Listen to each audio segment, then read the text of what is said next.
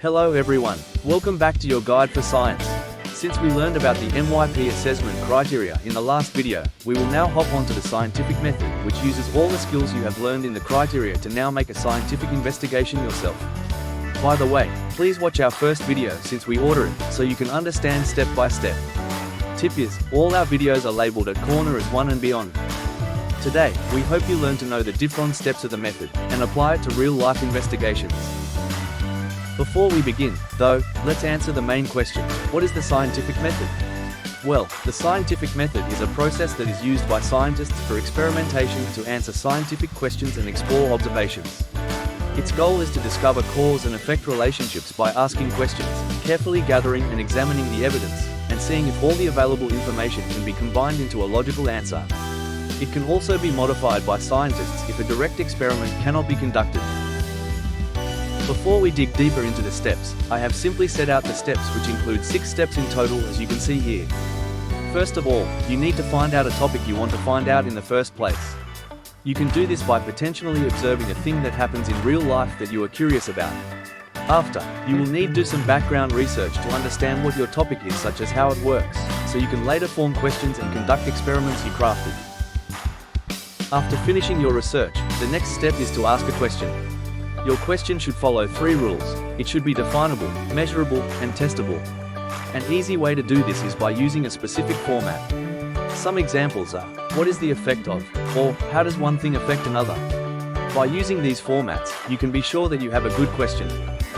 Jolting forward, we now need to create a hypothesis, or easily known as your prediction of what the answer for your topic will be. This is an easy way to test a main aspect that needs to be answered to figure out the answer for your science question.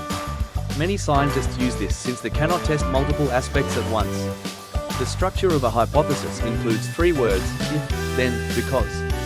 Follow this, and you will create a successful prediction. Now that you've finished creating your hypothesis, it's time to create an experiment. The 3 main things to include in an experiment are independent, dependent, and constant variables. Independent variables are the variables you change in the experiment. Dependent variables are the variables that change, or depend, based on the independent variable.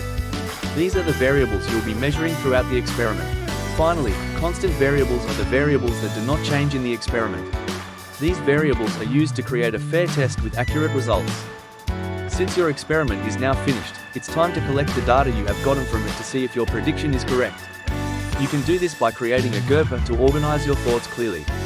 This graph should be clear, readable, and easy to understand. Now, look at the data and see if you can find any patterns or trends occurring and see why it is. All of this will help you to understand your data way better and more clearly. The last step is to share your results. First, you analyze your data and then write a conclusion, which summarizes all your data into easy to understand sentences. Then, it's time to share it. Share your findings to your parents, friends, or teachers. Try to reflect on what you can do better next time so that you can have more fun in the next experiment. To understand the steps of the method more clearly, here is an example situation. First of all, you make an observation that sugar dissolves faster in hot water. After some background research, you figure out that in higher temperatures of water, more molecules move faster, making so that the sugar crystals break down faster. Now, a question is formed after the research, and make it so that it will support you the most when creating an experiment. It is, how does the temperature of the water affect the amount of time it takes sugar molecules to dissolve in it?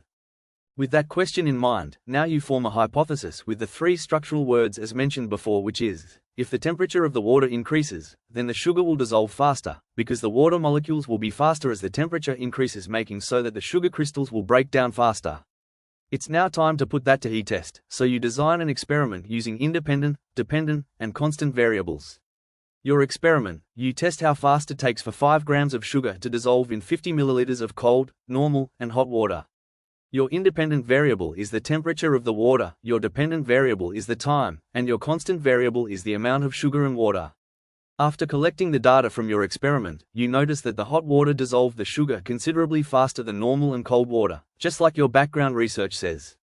You conclude this happens because the hot water molecule's speed was faster than the cold water molecule's speed, which caused the sugar to dissolve faster. With your conclusion, you now share your findings by creating a simple conclusion, so you can share the results to your teacher as submission to the project the investigation was a part of.